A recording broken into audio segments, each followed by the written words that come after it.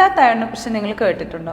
Glutathione എന്ന് പറയുന്നത് നമ്മുടെ ബോഡിയിൽ തന്നെ ലിവർ പ്രൊഡ്യൂസ് ചെയ്യുന്ന ഒരു പ്രോട്ടീനാണ്. ഇത് ഒരു ആൻറ്റി ഓക്സിഡൻ്റ് ആണ്. നമ്മുടെ ബോഡിയിലെ സെൽസിൻ്റെ ഏജിങ്ങിനെ ഇത് സ്ലോ ആക്കും. നമ്മുടെ ഏജ് കൂടുന്നതിനനുസരിച്ച് ഈ ഗ്ലൂട്ടാത്തയോണിൻ്റെ ലെവല് ബോഡിയിൽ കുറഞ്ഞുകൊണ്ടിരിക്കും. അപ്പോൾ പലരും ഇപ്പോൾ ഫിലിം ആക്ട്രസസ് ഒക്കെ എന്താ ചെയ്യുന്നതെന്ന് വെച്ചാൽ ഗ്ലൂട്ടാത്തയോൺ ബോഡിയിലേക്ക് നമ്മൾ ഇൻട്രാവീനസ് ആയിട്ട് ഇഞ്ചെക്ട് ചെയ്യും, അല്ലെങ്കിൽ ഓറലി ഇതിൻ്റെ ടാബ്ലറ്റ്സ് എടുക്കും.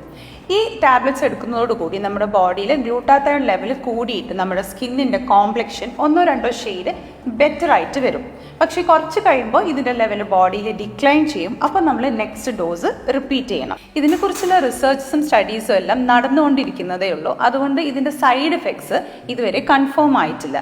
നിങ്ങൾ ഗ്ലൂട്ടാത്തയോൺ ഇഞ്ചെക്ഷൻസ് ഒക്കെ എടുക്കാൻ ഉദ്ദേശിക്കുന്നവരാണെങ്കിൽ ഒരു എക്സ്പേർട്ട്, അതായത് ഒരു എക്സ്പേർട്ട് ഡെർമറ്റോളജിസ്റ്റിൻ്റെ അഡ്വൈസോട് കൂടി മാത്രം ചെയ്യുക. അല്ലാതെ വെറുതെ ഓൺലൈനിൽ ഇതുപോലത്തെ ടാബ്ലറ്റ്സ് പ്രിസ്ക്രിപ്ഷൻ ഇല്ലാതെ വാങ്ങി കഴിക്കരുത്. ഗ്ലൂട്ടാത്തയോൺ റിച്ച് ആയിട്ടുള്ള ഫുഡ് ഐറ്റംസ് നമ്മൾ കഴിക്കുകയാണെങ്കിൽ സ്ലോ ആൻഡ് സ്റ്റഡി ആയിട്ടാണെങ്കിലും നമ്മുടെ സ്കിന്നിൻ്റെ കോംപ്ലക്ഷൻ നമുക്ക് ഇമ്പ്രൂവ് ചെയ്യാനും സ്കിന്നിൻ്റെ ഹെൽത്ത് ബെറ്റർ ആക്കാനും പറ്റും. ആവക്കാഡോ, ആൽമണ്ട്സ്, അതുപോലെ സീഡ്സിൽ flax seeds, chia seeds, pumpkin seeds, ഫ്രൂട്ട്സിലെ പപ്പായ, വാട്ടർമെലൻ, പിന്നെ വൈറ്റമിൻ സി റിച്ച് ആയിട്ടുള്ള ഓറഞ്ച്, നെല്ലിക്ക, പേരക്ക പോലത്തെ ഫ്രൂട്ട്സ്. അതേപോലെ വെജിറ്റബിൾസിൽ നിങ്ങൾക്ക് ടൊമാറ്റോ, ക്യാരറ്റ്, ക്യാബേജ്